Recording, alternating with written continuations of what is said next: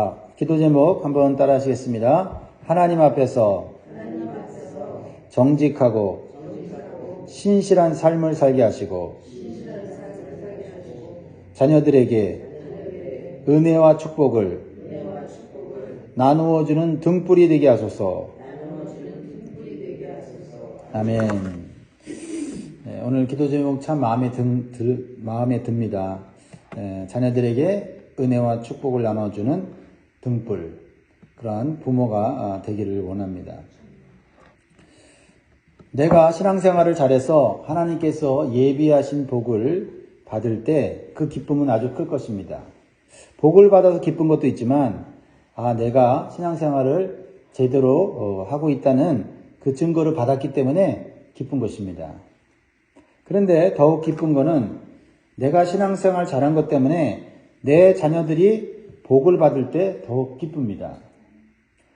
그런데 더욱 놀라운 것은 내가 죽은 다음에도 내 신앙의 영향력 때문에 내가 보지 못한 자손들이 하나님의 은혜를 받을 수 있다라는 겁니다.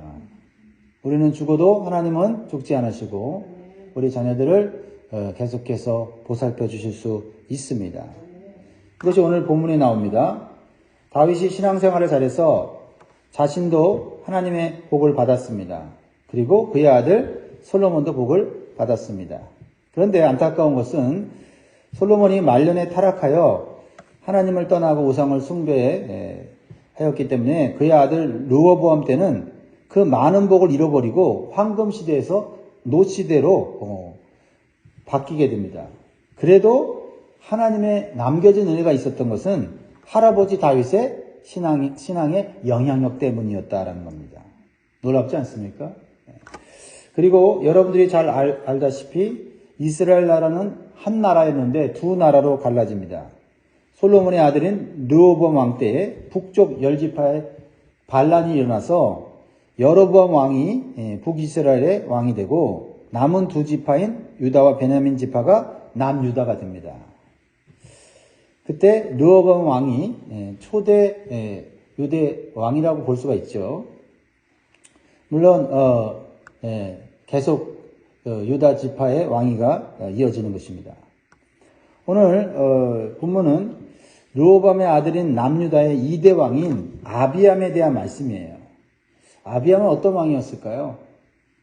한마디로 하나님 앞에서 죄악을 행하고 할아버지 다윗처럼 온전한 신앙을 갖지 못했다는 안타까운 평가를 받고 있습니다. 3절 보세요. 아비암이 그의 아버지가 이미 행한 모든 죄를 행하고 그의 마음이 그의 주상 다윗의 마음과 같지 아니하여 그의 하나님 여호와 앞에 온전하지 못하였으나. 그래서 아비암은요, 자신이 하나님 앞에 신앙생활을 잘해서 받은 복은 없어요. 우리 자신이 신앙생활을 잘하면 하나님은 예비하신 복을 반드시 주십니다. 약속하신 복을 주세요.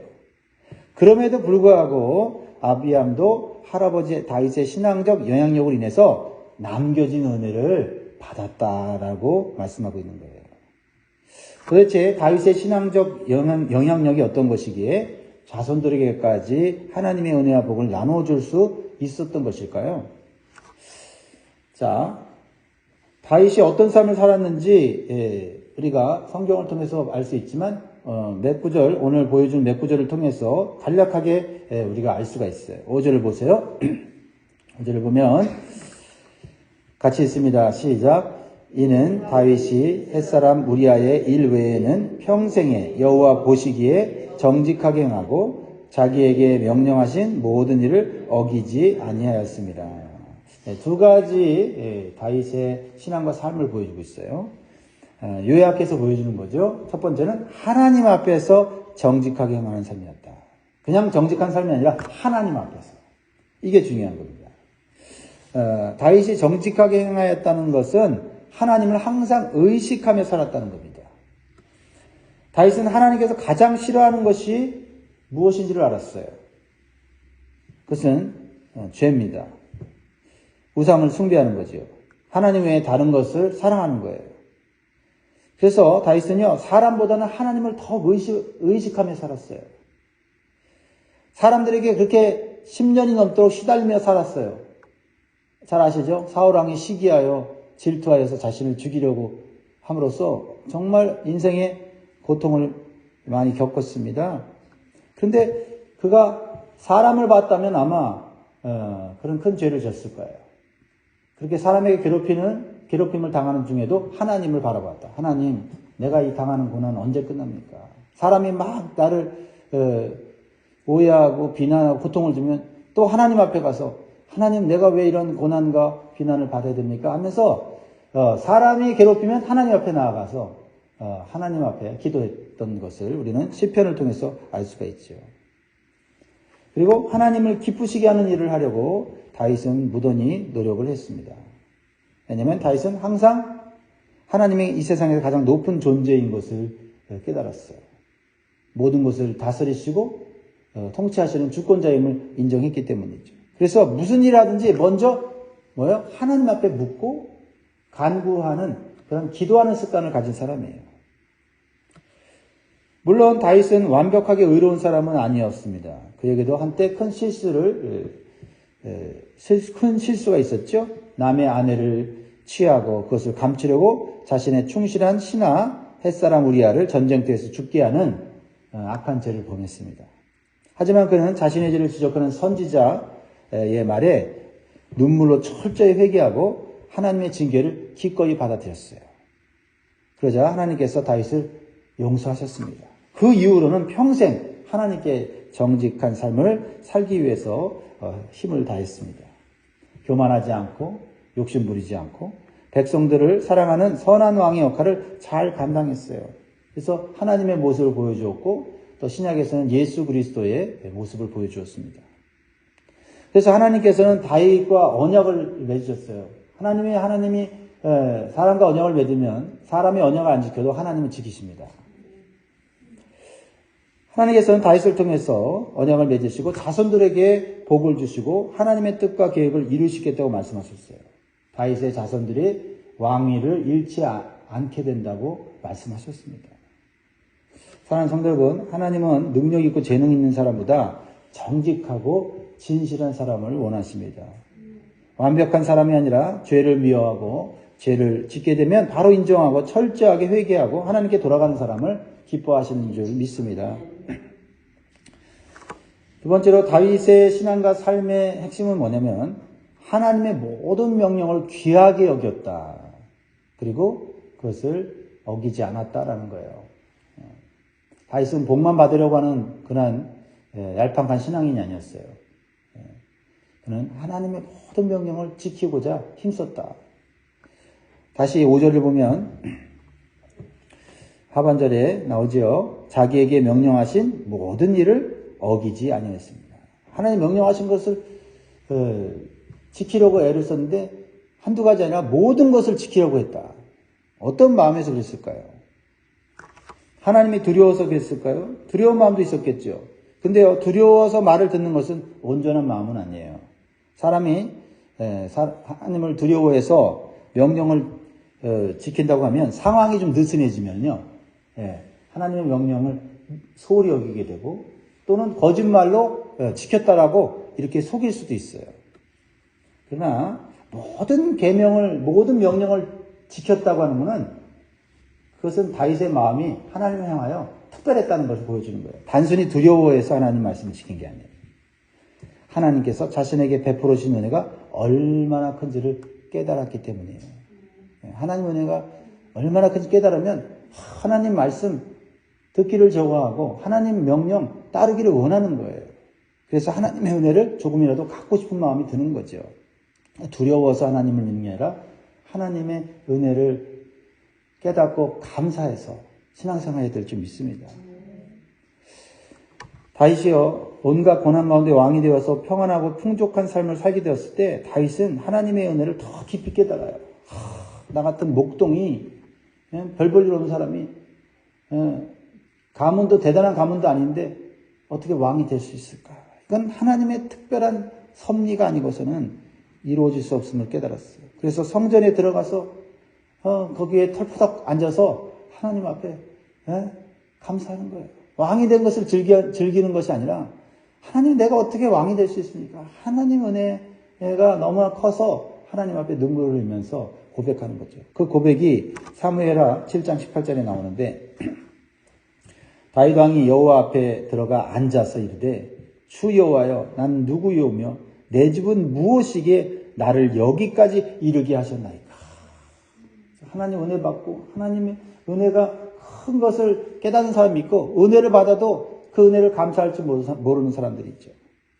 이렇게 하나님의 은혜에 감사하고 하나님을 사랑하는 마음이 있으면요, 하나님의 말씀과 명령이 가장 귀한 것으로 여기게 되고요, 어떤 말씀이든지 명령이든지 순종하게 되어 있다 이 말이죠. 그러므로 여러분 하나님을 경외할 뿐만 아니라 사랑하는 성도가 되시기를 주의 이름으로 축복합니다. 다윗의 삶과 신앙은 이 두 가지로 요약을 하고 있죠. 그래서 하나님의 마음에 합한 사람이라고는 최고의 인정과 축복을 받게 됐고, 이 다윗의 신앙의 영향력으로 인해서 자손들이 복을 받게 되었다라는 거죠. 다윗의 신앙의 두 가지는 뭐예요? 하나님은 가장 높은 분이시기에 하나님 앞에서 정직한 삶을 살아야 된다. 진실한 삶을 살아야 된다는 거고, 두 번째는 하나님을 사랑하여 하나님의 모든 명령을 즐겁게 지키는 삶을 살았다라는 것입니다. 이제 남유다 2대 왕인 아비암은요, 짧은 기간인 3년밖에 왕의 자리에 있지 못하고 죽었어요. 아마도 병들어 죽었을 것으로 추측합니다. 이렇게 짧은 시간 왕이 되었던 그것은 아비암이 그 아버지 르호보암이 지었던 죄를 그대로 답습했기 때문이에요. 만약 다윗의 길, 할아버지의 길을 따라갔다면 그의 왕위는 더 오래 갔을 것이고 그의 삶은 풍족한 삶을 살았을 거예요. 아비암의 다윗의 길을 따라가지 못한 이유 중에 하나가 있다면 그것은 부모의 영향력인 것을 우리는 깨달아야 합니다. 아버지는 르호보암이고 어머니는 누구라고 말하고 있습니까? 2절을 보세요. 예루살렘에서 3년 동안 다스리니라. 그의 어머니의 이름은 마아가요 아비살롬의 딸이더라. 성경에서 어머니 이름을 이렇게 자세하게 나오는 경우는 뭔가 뜻이 있는 거예요. 이름은 마아가고 아비살롬의 딸이다. 아비살롬, 어디서 많이 들었던 이름이죠? 압살롬의 손녀였다는 거죠. 여러분, 압살롬이 누구예요? 다윗 왕의 아들로서 아버지를 반역하고 왕이 되어서 결국은 비참하게 죽은 사람이잖아요. 그래서 이 아비암은 아버지한테도 좋은 영향력을 받지 못하고 어머니 쪽으로도 좋은 신앙의 영향력을 받지 못했다고 볼 수 있는 거예요. 이런 그 불신앙의 환경 속에서 자라면서 신앙을 올바로 간다는 건 쉽지 않습니다. 그럼에도 부모님이 믿지 않고 가족들이 예수님을 믿지 않음에도 불구하고 예수 믿는다고 하는 것은 엄청난 하나님 은혜예요. 그리고 그 사람은 복받은 사람이죠. 그 사람을 통해서 다윗의 길을 감으로 영원히 자손들이 복을 받을 수 있어요. 그래서 저는 격려하고 싶어요. 비록 부모님이 하나님을 안 믿고 예수님을 안 믿고 우상을 섬기는 가정이 있더라도 내가 다윗처럼 신앙생활을 잘해서 자손들이 복을 받는 가문을 만들겠다고 하는 믿음의 결심을 하는 것은 참 중요하다라는 것입니다. 우리는 자녀들에게 가정의 신앙적인 본과 하나님을 경외하는 영적 분위기를 만드는 것이 얼마나 중요한지를 다시 한번 우리가 깨닫기를 바랍니다. 오늘 3절에 보면 아비암은 조상 다윗의 마음과 같지 않았다라고 평가하면서 한 가지 더 말하고 싶은 것이 있는 것 같아요. 그것이 뭐죠? 4절입니다. 4절 같이 읽습니다. 시작. 그의 하나님 여호와께서 다윗을 위하여 예루살렘에서 그에게 등불을 주시되 그의 아들을 세워 뒤를 잇게 하사 예루살렘을 견고하게 하셨으니. 하나님께서 다윗을 위하여 주신 등불이 있었다라고 말씀하고 있습니다. 비록 그의 자손들이 하나님의 뜻을 따라 온전하게 살지 못했지만 다윗과 맺은 언약 때문에 자손들에게 등불의 은혜를 주셨다라는 거예요. 그래서 다윗의 가문을 계속 이어가게 하셨다라는 겁니다. 자손들이 잘하든 못하든 하나님은 계속 그 자손들이 이어가도록 하는 다윗의 등불을 허락하셨다라는 겁니다. 여러분, 다윗의 등불이 우리 가정과 가문에 있기를 바랍니다. 자손들에게 하나님의 은혜를 비추어주는 등불이죠. 다윗이 하나님 앞에 신앙생활을 잘했기 때문에 신앙이 좋은 자손이나 신앙이 좋지 못한 자손들이나 다 하나님의 빛을 나누어 줄 수 있게 되었다는 겁니다. 이것이 신앙의 유산이고 신앙의 영향력이라고 말할 수가 있습니다. 그래서 다윗의 가문은요, 왕조가 바뀌질 않아요. 그의 자손들이 계속 왕위를 이어갔습니다. 북이스라엘은요, 어떻습니까? 처음부터 우상 숭배하는 여로보암의 길을 따라가므로 다윗과 같은 은혜의 등불이 없었어요. 그러니까 왕조가 자꾸 바뀌고 반역이 일어나고 살인이 일어나고 그래서 왕조가 계속 바뀌어요. 한마디로 어둠 속에서 방황하는 나라가 되고 결국은 멸망하게 되지요. 이 다윗의 등불이 얼마나 중요한지 깨닫게 해주는 것입니다. 말씀을 맺겠습니다. 사랑하는 성도 여러분, 우리가 다윗처럼 하나님 앞에서 신앙생활을 잘해서 우리 자신도 복을 받지만 우리 가문에 우리 자녀들에게 은혜와 축복의 등불이 될 수 있기를 여러분 소원하시기 바라요. 그래서 오늘도 우리는 우리의 신앙생활을 소홀히 할 수가 없어요. 또 우리의 죄를 우리는 그것을 숨기거나 그것을 묻어둘 수 없어요. 하나님 앞에 철저히 회개해서 하나님 앞에 진실하고 신실한 사람으로 서야 될 줄 믿습니다. 그렇게 해서 우리가 이 신앙의 등불을, 은혜의 등불을 만들어서 자손들에게 비칠 수 있는 저와 여러분 되기를 주의 이름으로 축복합니다.